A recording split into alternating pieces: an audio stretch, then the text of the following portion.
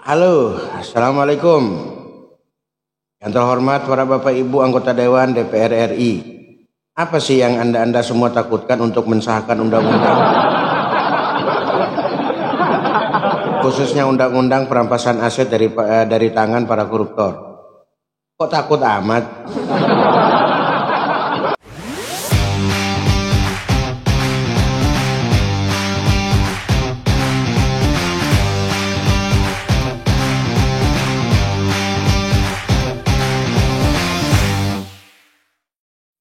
Dengan segala keterbatasan yang saya miliki, sehingga saya tidak bisa datang langsung ke DPR RI untuk bertemu kepada yang terhormat para anggota Dewan DPR RI untuk mempertanyakan terkait RUU perampasan aset dari tangan para koruptor yang diusulkan oleh pemerintah sejak beberapa tahun yang lalu.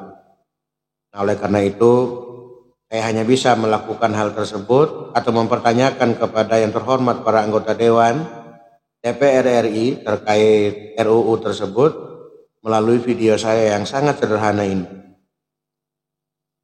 Dan juga sebagai salah satu rakyat Republik Indonesia, saya juga menitip harapan saya kepada para anggota Dewan yang terhormat, anggota Dewan DPR RI yang terhormat yang terpilih di tahun 2024 untuk membahas dan segera mengesahkan RUU perampasan aset dari tangan para koruptor. Ya, setidaknya dengan adanya undang-undang tersebut bisa memberikan setidaknya efek rasa takut. Semoga saja. Walaupun belum tentu sih mereka takut.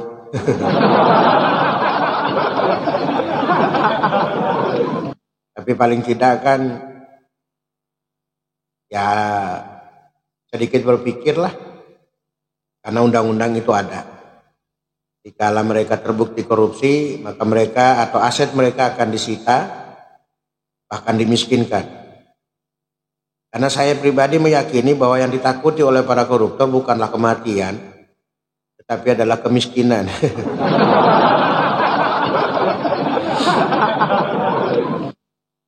Jika kalau undang-undang itu sudah dibuat, di mana ada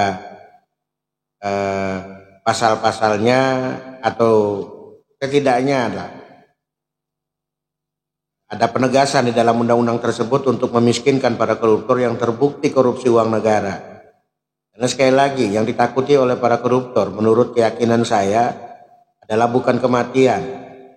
Kalaulah hukum mati itu diadakan pun atau disahkan pun belum tentu mereka takut. Tapi yang mereka takutkan itu adalah kemiskinan.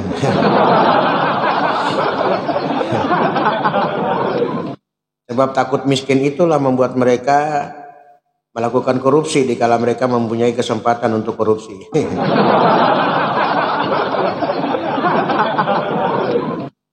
Karena kalau mereka takut mati, walaupun mereka punya kesempatan untuk korupsi, tentunya mereka tidak akan melakukan. Kalau ingat mati.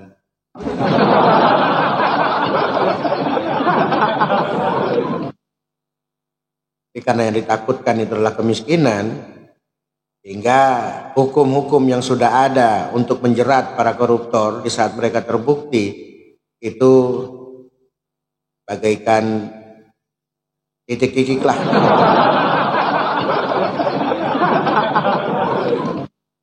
Tidak berarti atau tidak memberikan efek jera atau efek takut kepada mereka.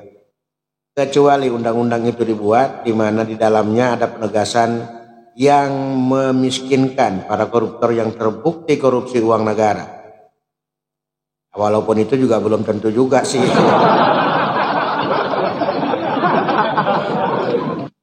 Tapi setidaknya sekali lagi memberi efek jera, efek takut lah paling tidak. Dan juga para yang terhormat para ketum partai Republik Indonesia, ketum partai politik di Republik Indonesia ini untuk memberikan persetujuan kepada para kader-kader Anda semua yang duduk di Gedung Senayan DPR RI untuk segera mengesahkan rancangan undang-undang tersebut, rancangan undang-undang perampasan aset dari tangan para koruptor. Karena konon katanya beberapa waktu yang lalu saya sempat menonton sebuah video di mana salah satu anggota dewan yang saat itu masih menjabat sebagai anggota dewan dan melakukan rapat kerja dengan Menko Polhukam, pada saat itu masih dijabat oleh Bapak Mahfud MD, itu anggota partai atau anggota dewan tersebut mengatakan bahwa rancangan undang-undang perampasan aset itu bisa saja segera disahkan kalau ada perintah dari para ketum partai politik yang ada di Indonesia ini. Saya juga agak bingung apakah benar begitu. Untuk mengesahkan sebuah undang-undang harus ada persetujuan dari para ketum partai politik.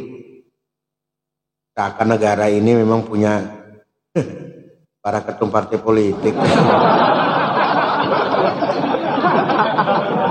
Bingung saya.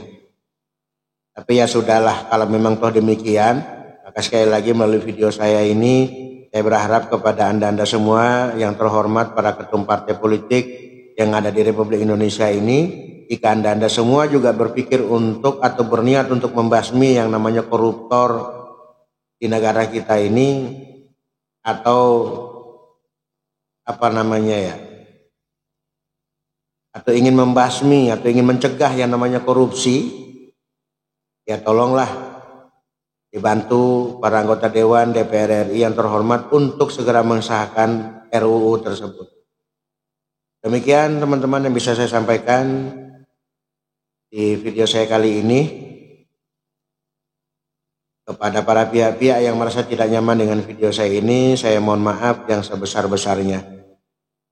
Sekali lagi, demikian yang dapat saya sampaikan. Lebih dan kurang saya mohon maaf. Terima kasih dan assalamualaikum warahmatullahi wabarakatuh.